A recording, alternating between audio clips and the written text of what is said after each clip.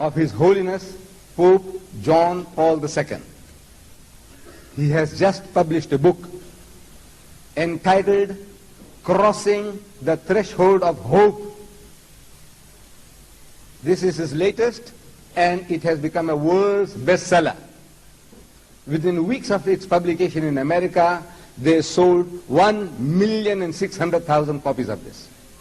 I haven't been able to get the figures for Britain, but throughout the world, millions of copies of this have been sold.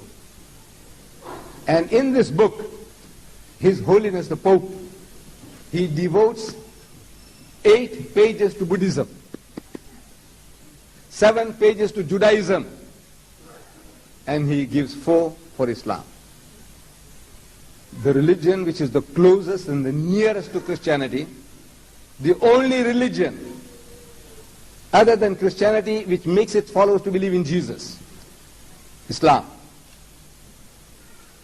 And His Holiness the Pope only has 4 pages dedicated for Islam. Buddhism 8, Judaism 7, Islam 4. And he's talking about dialogue. They have sent out to the medias of the world, newspapers of the world, that they want to have a dialogue with the Islamic world. When they talk about the Islamic world, I think they have in their mind especially the Arab Muslim world. What is this dialogue His Holiness is talking about? For the past 10, 15 years, every time I've been reading about His Holiness's movements in the different countries of the world, I read that when he went to Turkey, he made a pronouncement that we must have a dialogue with the Muslims. When he went to Nigeria, he said, we must have a dialogue with the Muslims. When he went to Kenya, he said, we must have a dialogue with the Muslims. Who is this we? That's the Roman Catholic Church. They must have a dialogue with the Muslims. And I was waiting. I was waiting for somebody from the Arab world, from the Al-Azhar, going along and having a dialogue with him. From somebody from India, Pakistan, some Alim Allama, going and having a dialogue with him. I'm waiting to read in the newspapers that so-and-so went there and they had a discussion and what they spoke. And I'm waiting, and I'm waiting, and I'm waiting, and nothing happens. Things were happening, but the world didn't know. So I wrote to His Holiness. I said, Your Holiness, you want to have a dialogue with the Muslims. The Holy Quran also tells us to have a dialogue with you. Allah tells us in the Holy Quran, Qul, say, Ya Ahlul Kitab, O people of the book, O Jews and Christians, Ta'ala, come. Ila kalimatin sawa'in baynana wa baynakum. That we come to common terms as between us and you. Let us get onto a common platform. And the terms and conditions of getting together, Allah gives them to us. The fairest that one can imagine. You can't imagine anything fairer than that. Number 1, of getting together. Number 1, Sa'alla na'budu illallah, that we worship none but Allah, wala nushrika bihi shay'an, and that we associate no partners with Him, wala yattakhiza ba'duna ba'dan arbaban min dunillah, and that we do not take from among ourselves lords and patrons other than Allah.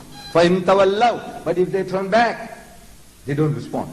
وَقُولُوا شَهَدُوا بِأَنَّا مُسْلِمُونَ, tell them that we are Muslims, we are submitted our wills to the will of Allah. The Quran tells us to have a dialogue with you. And your book, in the Holy Bible, your Bible, in the book of Isaiah, God says, come, let us reason together. So this is a commandment given by God in the Bible and in the Quran, and I am prepared to come and have a dialogue with you in the Vatican, in Rome, at your convenience. Time, date, to your convenience. No response. I wrote another letter. No response. I wrote another letter. Then I get a response telling me that His Holiness is prepared to receive me in his secretariat, in private. Secretariat, in private. So I write back to him. I say, Your Holiness, you see, this dialogue is not between Ahmad Didat and the Pope. This dialogue is between Islam and Christianity. And the whole world will want to know what's going on, what are we talking. The news media of the world will want to cover it. The TV networks of the world will want to cover it. Islam and Christianity. One side 1 billion Muslims and over 1,200,000,000 Christians. They are having a discussion, and the whole world will want to know what are we talking. So there are 3 plane loads of young Muslims are prepared to come from South Africa. And my brothers from the UK, my brothers from the Middle East, all these people want to come and hear what we are going to talk. Dialogue, what dialogue we're going to have, what are we going to talk about. How big is your secretariat? So no answer. Again, please, let me know. I'm not telling you to come to South Africa. If you want to talk to me, come to South Africa, to my city of Durban. No. That's arrogance. This man is great. He is the head of 900 million Catholics. They take him as an infallible person like God. Whatever he says is like the voice of God, the voice of Jesus Christ. His title is the Vicar of Christ. He's the Viceroy of Jesus Christ. Whatever he says is Jesus Christ putting it through him. No, as such, it's arrogance on my part to tell him, hey, you come, talk to me. No. I'm prepared to come over. No response. How big is your secretariat? No response. Then I get in the post a picture. This one here. Now I don't want to put my hands to my eyes the way he's doing here, because this camera is catching. The camera will catch me, and then someday somebody shows the film and says, look, Deedat is playing hide and seek with people. Look, in Bradford he was doing that. He was doing like a monkey tricks. So I don't know.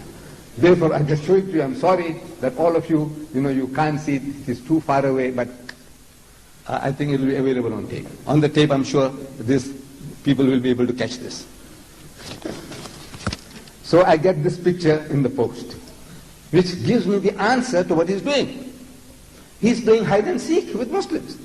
The picture comes in the post. Akhi Jibreel couldn't have delivered a better message to me to say, look, you're wasting your time. This guy is playing hide and seek with the Muslims. This picture. One picture is worth 10,000 words, says the Chinese. And here, I think it's worth 20,000. So, I was disappointed. And I come to Britain. And in Birmingham. I'm in Birmingham. And Dr. Abdullah Nasif of the Rabita, he happened to be there. And some body of society invited him for lunch. And I got also blessed. They also invited me. And we happened to sit side by side. He's an old friend of mine, Dr. Abdullah Nasif of the Rabita. So he's asking me, Ahmad, he said, what happened about your debate with the Pope? It wasn't a debate. But what happened about your debate with the Pope? That's the only word they know, debate. See? I said, no, we were going to have a symposium, but however, what happened about your debate with the Pope? I said, no, that guy was playing fools. He's making a mockery of the Muslims. He's playing the game with us. I knew it all along, but I didn't want to say that. But now I said, look, I'm convinced that the guy is playing a game. So Dr. Abdullah Nasif tells me, he says, he did it to me too. He did it to me too. Look, he doesn't mention that. In those chapters I named, Buddhism, he mentions people that he had discussion with among the Buddhists by name. Judaism, on the subject chapter on Judaism, he speaks about the Jews with whom he had personal discussion. About Islam, not one word about any name, no Muslim name at all. Amazing. Man, you want to have a dialogue with the Muslims, you mean to say you never had any chat with any Muslim? In your experience, not one name. No name! As if the Muslims don't exist. However, so Dr. Abdullah Nasif tells me, he said, you see, he did it to me too. I said, what did he do? He said, you see, when I was in Egypt, his agents, the Pope's agents, they came to me and said, look, if you want to meet His Holiness, he will be happy to receive you for a dialogue. And he said, I agree. No, Arabs are simple people. Wallah, they are simple people. We Muslims, all are simple people. We can be easily described as simpletons. Simpleton?